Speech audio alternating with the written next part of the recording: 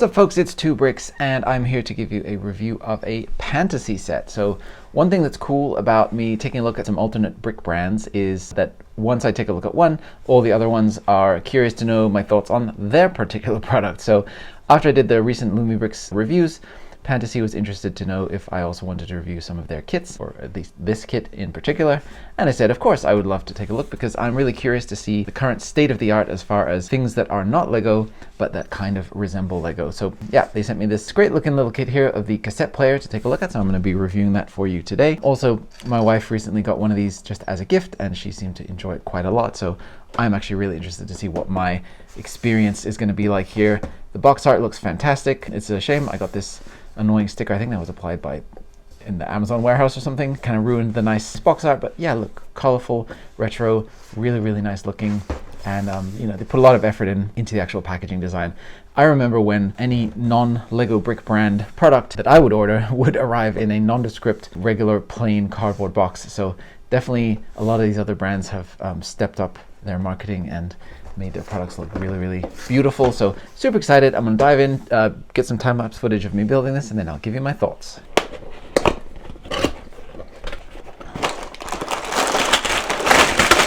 Okay, so this is everything that comes in the box. We have our numbered bags, so all of the number 1s, number 2, and number 3. I'm assuming you're gonna have to open all of these at once, so you're gonna have a lot of parts on the table all at once, but you know, that's okay. I have space luckily, but if you don't, that might be annoying. I do have a kink in my instruction manual, which is such a shame. It's a lovely looking instruction manual. They put a lot of effort into it, and unfortunately, just the way that it's packaged, it did take some damage along the way. And that unfortunately also extended to my sticker sheet. I wasn't actually aware there were stickers in this. Alternate brick brands often like to advertise that they, unlike Lego, don't use stickers. So this one does have stickers, but they look nice, really cool and interesting and very graphic. So yeah, I'm excited to see where these are used, but unfortunately the sticker sheet was inside of the instruction manual. So whatever happened to it in transit also translated to this. So I'm gonna put this inside of a heavy book and leave it for a few hours and see if I can get that to flatten out before I apply them. But a lot of times, minor damage like this, once you actually apply the sticker, it still holds, you know, perfectly fine. So we'll see how that goes. The actual parts that you get here look very nice on first glance.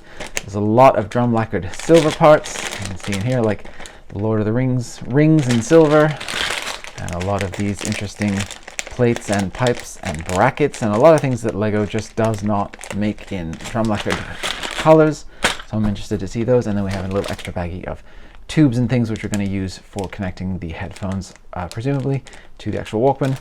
So yeah, let's get in and build this thing and see how it goes. All right, so as you take a look at me building this thing really quick, I want to talk about the build experience as far as the actual parts go. Again, like 2bricks, very good. I would say up to par with Legos in terms of the fit, in terms of me not having to push down really hard or encounter anything that was really troubling to put together. It went together very smoothly. And the amount of different part types, part recolors, and interesting innovative techniques enabled by having crazy different molds and things that they can work with, again, opens up so many opportunities that you simply do not have for Lego. They make it look easy. You can switch stud directions in an instant with absolutely no fuss. You can achieve all kinds of crazy shapes, and you can make an entirely studless creation like this where it actually ends up looking pretty much real, and that's very impressive. Absolutely kudos to the designers on this, and kudos to the manufacturing team that they have in place as well to deliver really high quality bricks. There were just a couple of small issues in terms of things that were slightly challenging to put together, and I'm going to go over those when I get into the review here in a second. But overall, a very fun experience and a really stunning final result. So let's take a look at the model. All right, so here is that final result. The cassette player, I would say basically life size. I actually never owned the particular cassette player that this is definitely obviously based off of, the Sony Walkman. I actually never had one of those growing up, so I can't vouch, but I had many pairs of headphones that looked exactly like this, and many cassette players. We always had a ton of cassettes in our house, and this feels basically life-size to me. Only thing that's unfortunate is that my big old coconut cannot fit these headphones on top of it. My dome is just simply too big, so I guess technically that wouldn't be life-size, except for the fact that in real life, these would have extending capability where you could actually lengthen these out, and I always had to do that myself with my own headphones that looked like this. So definitely that's something that I think still falls within the realm of life size, and for somebody who has a smaller head than I do, they can probably wear these and actually simulate listening to the cassette player. So the looks are there. This thing looks incredible. The build experience was fantastic, and I'm going to basically break down each of the elements that you build one at a time and just show you up close what is so great about each of them and the action features that they have, because surprisingly this has some action features. And then a little bit later on I'm going to do a sort of a direct comparison to another brick brand you may have heard of, who recently produced this. I happen to have this one on hand. I usually don't go in for replica stuff. I prefer more of the minifigure playset type of range of the brick building experience, but having built this and then having recently built that gift with purchase felt like a good opportunity to take a look together. So starting off with the actual cassette player itself, let's get in and take a look at what makes it so awesome. So one of the things that makes this so cool is you can see there is not a single visible stud on here that is not intentional. I mean, there are no visible studs, but the areas like where the little parts of studs could poke through, for example, here in the headphone jacks right here, you actually have the rings here to cover it, the little Lord of the Rings that are recolored in metallic silver there. You have an absolute ton of part recolors in metallic silver, including all of these bricks that run down the inside that are barely seen because they're fully covered up by all these outside details which are applied with brackets and plates and tiles.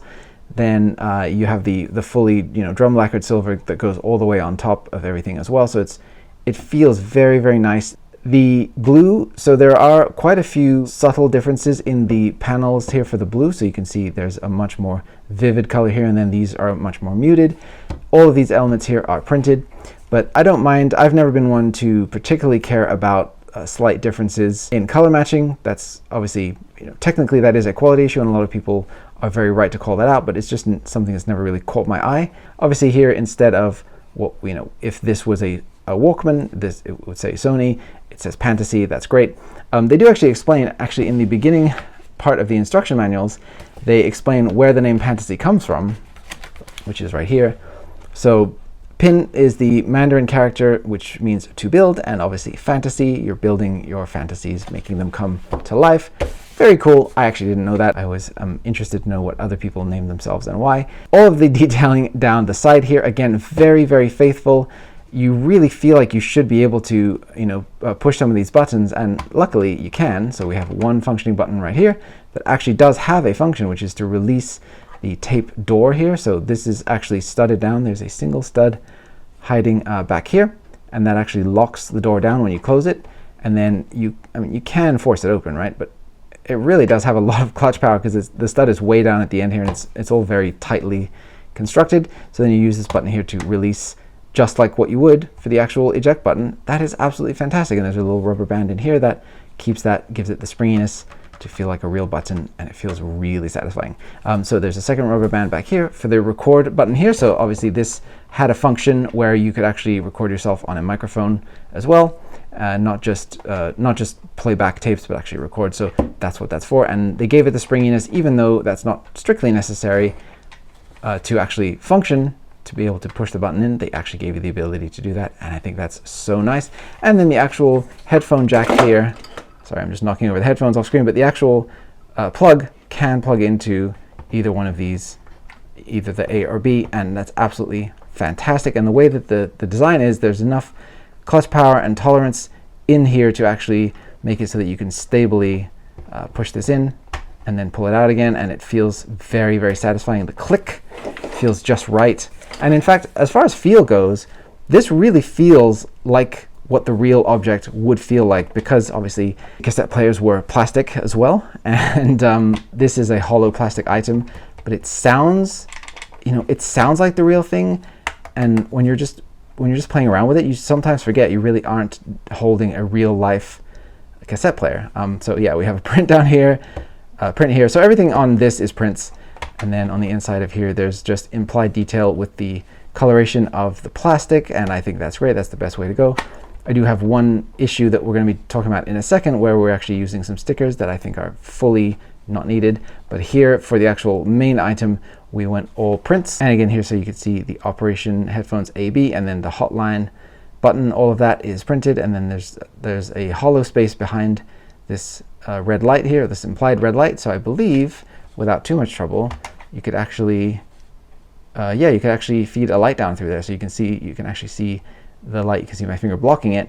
So if it would not be too much trouble to get a little LED in there if you want to actually light this up. And that's just a fantastic consideration for them to have for something that isn't even intended to be lit. So I'm beyond impressed with this overall design. I think that as far as what replicas go, they tried to make this one-to-one, and I think they really succeeded. It's so slick, the techniques and the combination of the different part types that they have available, and the fact that all of this stuff is drum lacquered silver all the way through down into the inside of this model is very, very impressive indeed.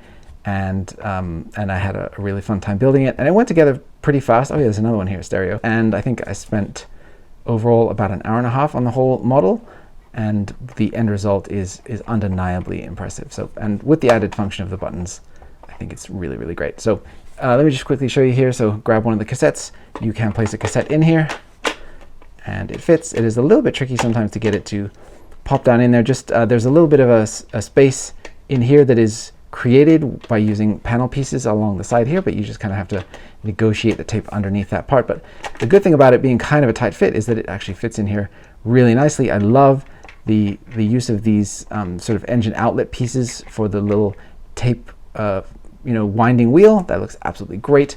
And we'll take a look at the two cassettes that are included here in a minute on their own. But oh yeah, that was what I was going to show you. So sometimes just the way that this is built, you can lose one of these bottom pieces because they're only attached with a single stud, and but they did that because they wanted to get some hollow detail underneath of here. And I'm like I said, we'll take a look at these in a second, but it is just sometimes a thing where the cassette can get a little bit stuck on the slip, or you can lose a piece in here. But again, it's really no big deal. There's nowhere for the piece to go. It's not like it's going to get lost on the internals of this thing. It's pretty much solid. And I really like the use of this door piece here for the little kind of window, so you can see the tape that you have in there, or the transclear window insert in it. It looks absolutely fantastic.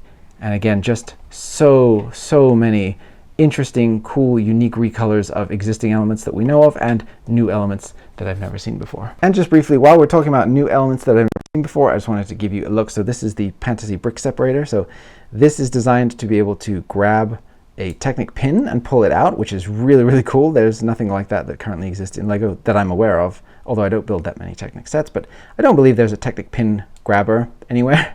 And then this is just the regular brick separator part of it, but it's a cool and wacky looking thing. It looks very sci-fi.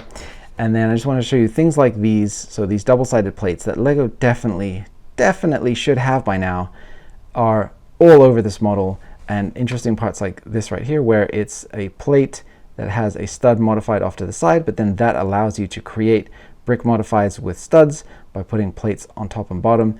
It gives you the same geometry as brick modified with studs on the side, and then it allows you to do all these different interesting complicated plate built constructions, and then just create a brick modified out of that where you need the studs to be. And it really does feel like it's absolutely effortless for these Pantasy designers to be able to build what they need. Here are the two included cassettes. We get a beautiful trans brown colored one, which is very, very nostalgic to me.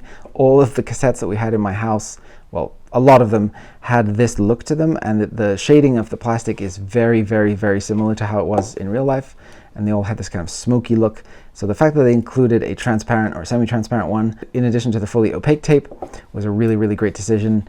And I love everything about this except for the stickers. So these stickers right here, 1, 2, 3, and 4 to get the A and B sides for both. Those go across probably 30 pieces each. And if you ever want to take this apart, you just have to peel a sticker off. And I hate that. Pantasy, you did a really, really, really great job on this set. And then this kind of like puts a bad taste in my mouth. So what I would say is probably just leave these off. You don't need them. The actual coloring of the plastic, I'm just going to go ahead and peel this off and show you guys. The coloring of the actual plastic is so good that you don't even need these stickers whatsoever. Like look, that looks perfect. That looks so good. You don't need this extra detailing that you get in here.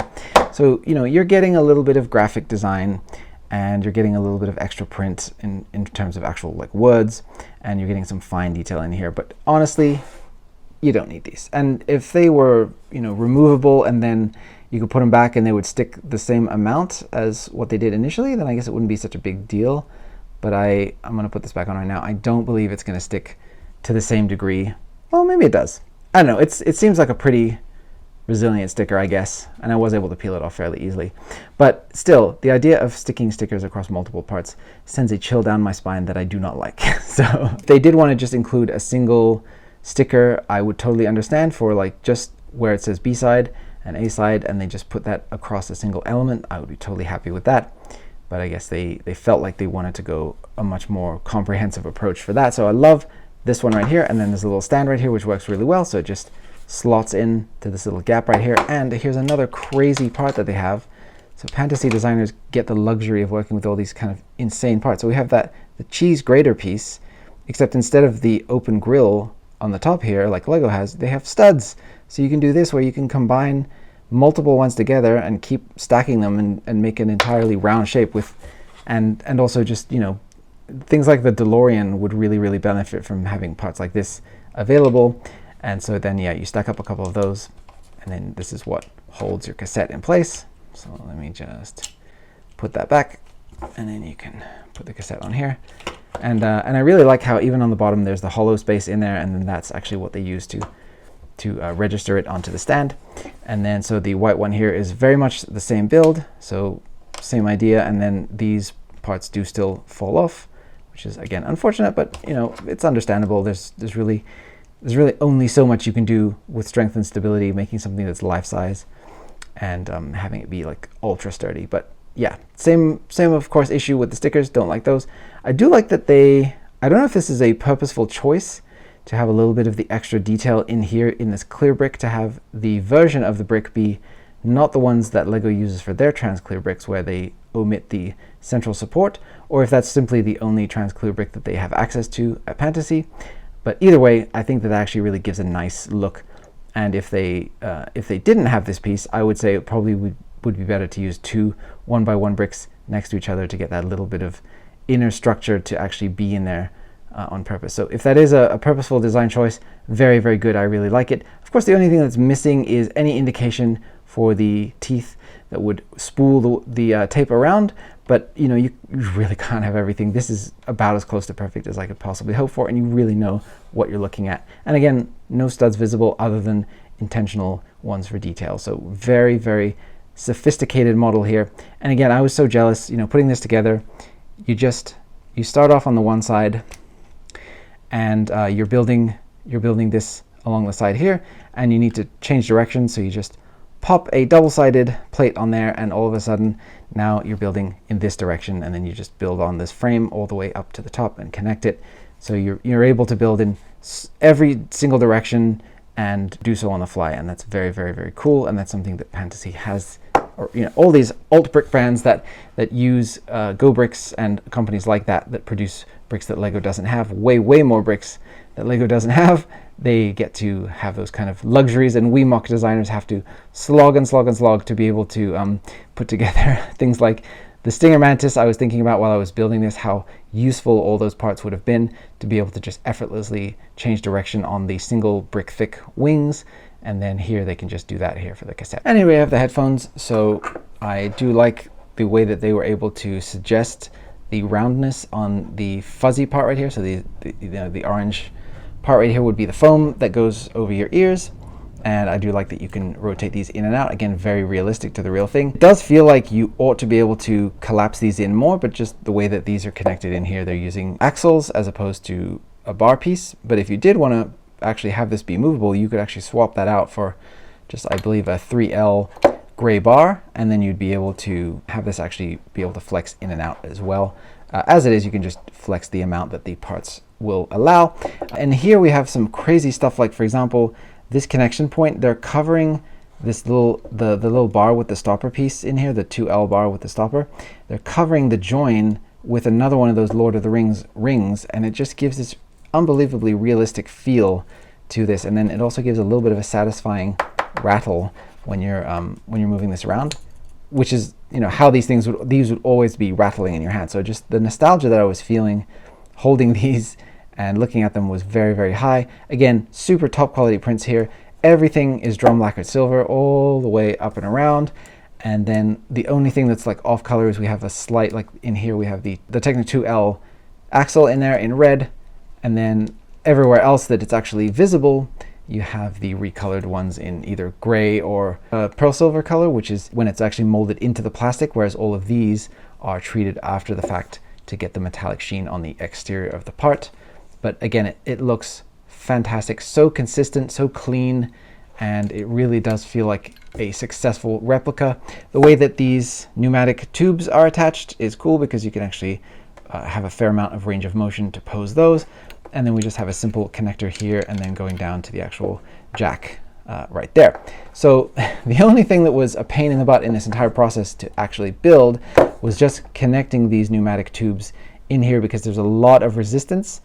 But they do come up with an absolutely genius way to help you get these parts hooked in, which is that each of the parts where you have to connect it into a pneumatic tube, they're actually using the lipstick mold that Lego has for characters to to be a minifigure accessory of lipstick, but they're using the solid plastic rather than the rubberized one that Lego use.